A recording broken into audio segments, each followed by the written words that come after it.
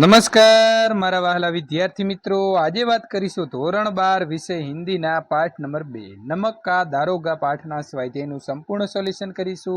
એ પહેલા ચેનલની અંદર પ્રથમ વખત આવ્યા છો તો વિદ્યાર્થી મિત્રો ચેનલને સબસ્ક્રાઇબ કરી તમારા મિત્રો સુધી આ વિડીયો શેર કરવાનું ભૂલશો નહીં।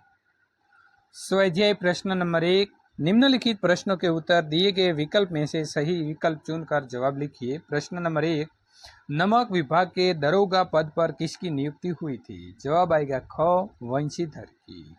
प्रश्न नंबर 2, नमक की गाड़ियों किसकी थी? तो जवाब आएगा ग, पंडित अलोपुद्दीन की गाड़ियां थी। प्रश्न नंबर 3, पंडित अलोपुद्दीन को किस पर अखंड विश्वास था? तो लक्ष्मी जी पर अखंड विश्वास था। जवाब आएगा ग। प्रश्न नंबर 4, वंशीधर को पंडित अलोपुद्दीन ने कौन से पद पर नियुक्त किया था? जवाब आएगा क, स्थायी मैनेजर। प्रश्न नंबर 2, निम्नलिखित प्रश्नों के उत्तर एक एक वाक्य में लिखिए। वंशीधर किस विभाग के दारोगा थे? तो वंशीधर नमक विभाग के दारोगा थे। प्रश्न नंबर 2, वंशीधर ने पुल पर क्या देखा? तो वंशीधर ने देखा कि गाड़ियों की एक लंबी कतार पुल के पार जा रही है। प्रश्न नंबर 3, पंडित अलोपुद्दीन को किसने हिरासत में लिया? तो दारोगा वंशीधर के आदेश पर जमादार बदलू सिंह ने पंडित अलोपुद्दीन को हिरासत में लिया। प्रश्न नंबर 4, मुकदमे किसकी जीत हुई? तो मुकदमे में पंडित अलोपुद्दीन की जीत हुई। प्रश्न नंबर 5, वंशीधर की माता की कौन सी कामना मिट्टी में मिल गई? तो वंशीधर की माता की जगन्नाथ और रामेश्वर यात्रा की कामनाएं मिट्टी में मिल गई। प्रश्न नंबर 3, निम्नलिखित प्रश्नों के उत्तर 2-3 वाक्य में लिखिए। प्रश्न नंबर 1, वृद्ध गुंगिनी बपो फूते न रागाए। तो मुंशी जी के पुत्र अच्छे शकुन से घर से चले थे। जाते ही जाते नमक के दारोगा पद पर उनकी नियुक्ति हो गई। अच्छा वेतन और अच्छी ऊपरी आय। वृद्ध मुंशी जी को जब ये सुखद संवाद मिला तो वे फले न समाये।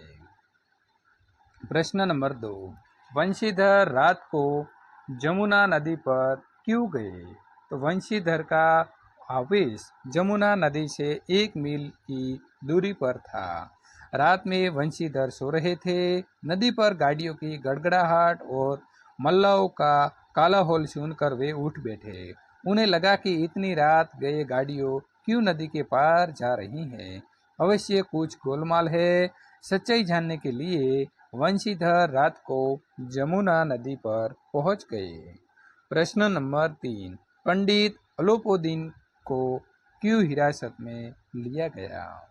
तो नमक के दारोगा वंशीधर ने पंडित अलोपुद्दीन की नमक की गाड़ियों की नदी के पार जाते हुए पकड़ा था और उन्हें रोक दिया था। पंडित अलोपुद्दीन ने उसके पैसे लेकर मामले को रफा दफा करने का आग्रह किया, पर वंशीधर किसी भी कीमत पर उन्हें छोड़ने को राजी नहीं हुआ और उसके आदेश से उन्हें हिरासत में ले लिया गया। प्रश्न नंबर 4, वंशीधर की अदालत में क्यों हार हुई? तो अदालत में अधिकारी वर्ग से लेकर छोटे से छोटा कर्मचारी पंडित अलोपुद्दीन के भक्त थे। सबको ताजुब हो रहा था कि वे कानून के पंजे में आए कैसे। अदालत में तुरंत वकीलों की सेना तैयार हो गई। वंशीधर के गवाह लोभ से डोआडोल थे। सभी कर्मचारी अलोपुद्दीन की पक्षपात कर रहे थे। डेप्यूटी मजिस्ट्रेट ने अपनी तजवीज में पंडित अलोपुद्दीन के विरुद्ध दिए गए प्रमाण को निर्मूल और भ्रामक करार दे दिया, इसीलिए वंशीधर की हार हो गई। प्रश्न नंबर 4, निम्नलिखित प्रश्नों के उत्तर 4-5 वाक्य में दीजिए। पंडित अलोपुद्दीन की व्यक्तित्व का परिचय दीजिए। तो पंडित अलोपुद्दीन अपने इलाके के सबसे प्रतिष्ठित जमींदार थे। उनका लंबा चौड़ा व्यापार था। वे बड़े चलते पुर्जे आदमी थे।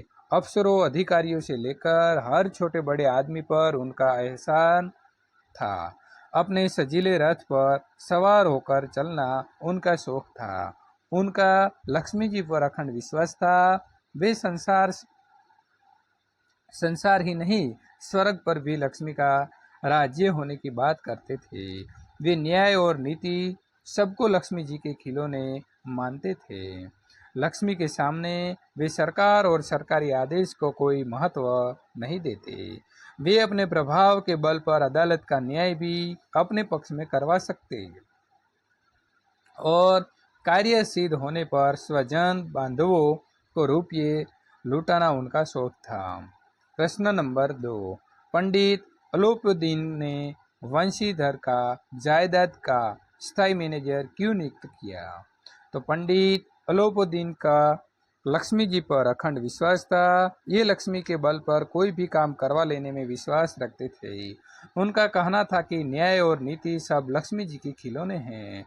उनकी इस मान्यता को तोड़ा था मुंशी वंशीधर ने। पंडित अलोपुद्दीन ने अपने नमक से भरी गाड़ियों को छुड़ाने के लिए वंशीधर से 40,000 रुपये तक के घूस का प्रस्ताव किया, पर वंशीधर ने एक सच्चे और कर्तव्यपरायण अधिकारी की तरह उनके प्रस्ताव को ठुकरा कर पंडित अलोपुद्दीन को हिरासत में ले लिया।